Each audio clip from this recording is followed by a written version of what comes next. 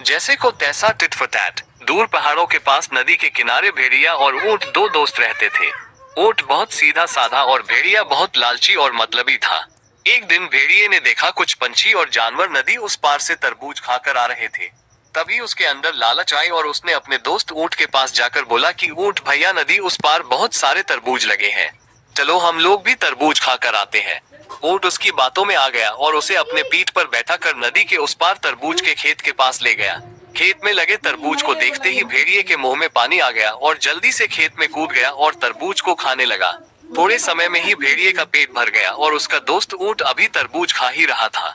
फिर भेड़िया ने सोचा, इसका पेट तो बहुत बड़ा है, ये तो एक दिन में सारे तरबूज खा जाएगा, फिर हमें नहीं मिलेगा। उसके दिमाग में शरारत सूझी, वो तरबूज को तोड़ तोड़ कर फेंकने लगा और खुशी के कारण नाचने और चिल्लाने लगा। ऊंट ने उसे ऐसा करने से माना किया तो भेड़िया बोला, हमें खाना खाने के बाद चिल्लाने और नाचने की आदत है।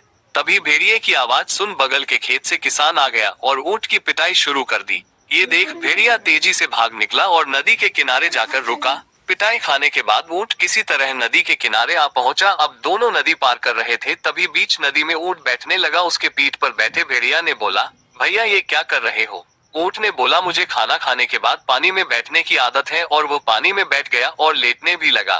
भेड़िया पानी में बहते बहते बहुत मुश्किल से किनारे लगा और उसको अपने किए पर पछतावा होने लगा। नैतिक सीख, हमें किसी को धोखा नहीं देना चाहिए और किसी के